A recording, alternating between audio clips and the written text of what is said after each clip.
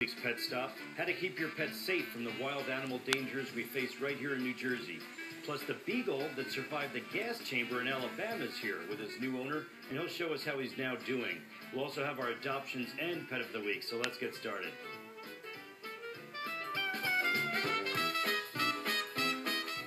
Hello and welcome to the Pet Stop. I'm Dr. Brian Voynick from the American Animal Hospital in Randolph. Well, in October, a miniature horse was attacked and badly injured by a black bear in Sussex County. You may think that wild animal attacks on our domestic animals and pets are rare, but in New Jersey, sadly, they're becoming more and more common. And now, with some advice on avoiding such encounters, is our good friend Dr. Ted Spinks of the Animal Hospital of Sussex County in Augusta.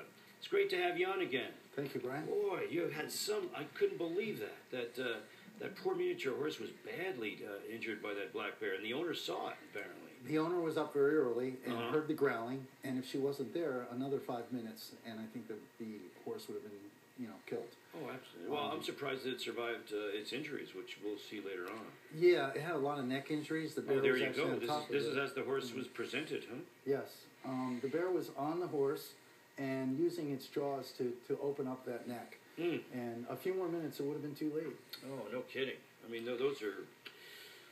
the poor pony or miniature horse actually must have been in terrific pain. We use a lot of pain management. Yeah. We actually brought the horse into our small animal facility. It's only 150 pounds. She's 28 years old. Oh. And so she was an older horse, but... and recovered well, huh? Recovered well. Good ending of the story. We believe the bear attacked the horse because the bear thought the horse was prey. A large horse, I think, would have been able to handle itself. Okay. Wow. This is where we were dressing the wounds. Most of them were punctures. We covered the horse with IV antibiotics and, as I said, pain management. Yeah. And she's doing fine. Well, you brought a skull of the size of the bear that was involved with this attack. And you can see the size of these massive canines.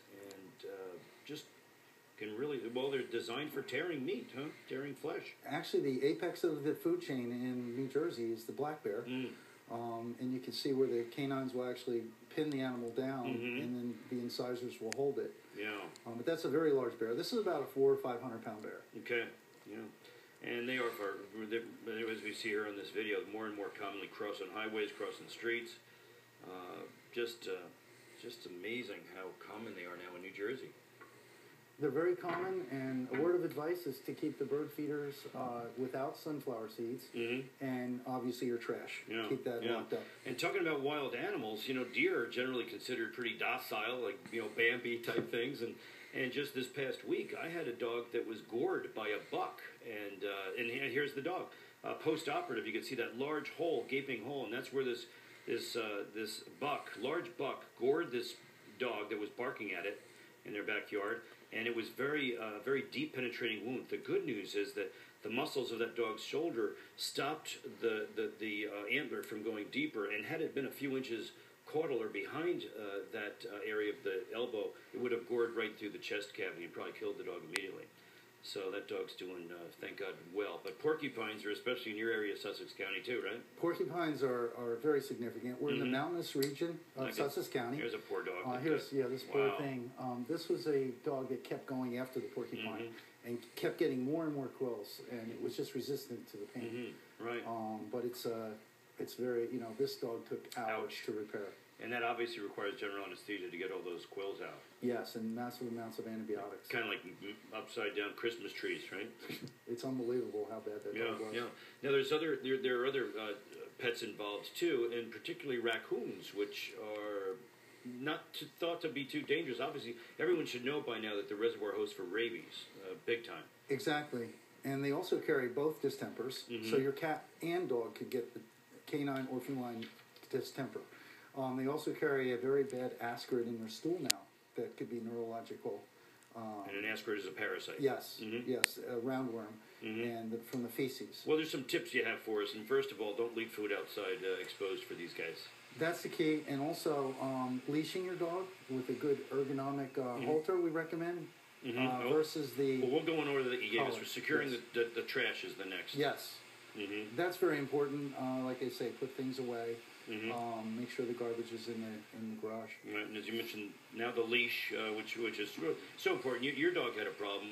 Your wife mentioned the other day that it took off after a deer, and sometimes they'll get lost, right? And yes. Won't find their way across highways. And not just the deer that gored the dog in your practice, but the dogs will chase the deer, and then they'll get lost or get hit by a car or something. Yeah.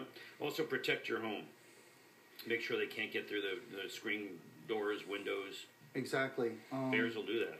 Bears will, and bats are a problem too. So you want to make sure that your attics are sealed. Good point. And clear your surroundings is your next tip. Wood piles especially. Raccoons love wood piles, and possums. Make sure they're neatly stacked and away from the house.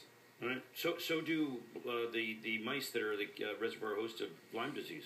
Exactly. They love wood piles. The white-footed mouse. Yeah. Vaccination, very important. Probably the most important thing. Rabies, Lyme disease, rabies, and the distempers are very important. And lastly, you recommend notifying the authorities if anything suspicious. Yeah, especially the fish and game if you could. So. Yeah.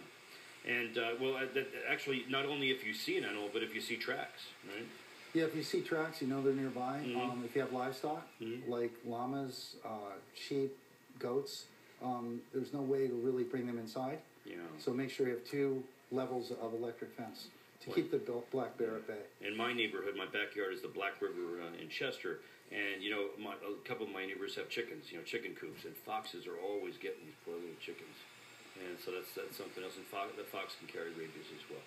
Foxes do carry rabies quite often in this area. Snakes are also. We have 2 poisonous snakes in New Jersey we should know about. There's the timber rattler and also the copperhead. Yeah. If you hike the trails, the Appalachian Trail in Warren and Sussex County, you'll see signs. I highly recommend a leash because you might not have a lot of time if they get bit by one of these poisonous snakes. It's true. Well, we've got a lot of problems here with wildlife, and they're beautiful to look at, but we have to respect them and know what to do to avoid them injuring us and our pets. Exactly. Yeah. Hey, thanks so much, Dr. Spinks. It's always welcome. great to have you. Okay. Folks, he made national news for surviving a gas chamber. Now Daniel the Beagle has been adopted by a man right here in New Jersey, and he just happens to be our past guest here on the Petstop. And after the break, he and Daniel join us to talk about the ordeal and how this persevering pooch is doing right now. So don't go away. Stay with us.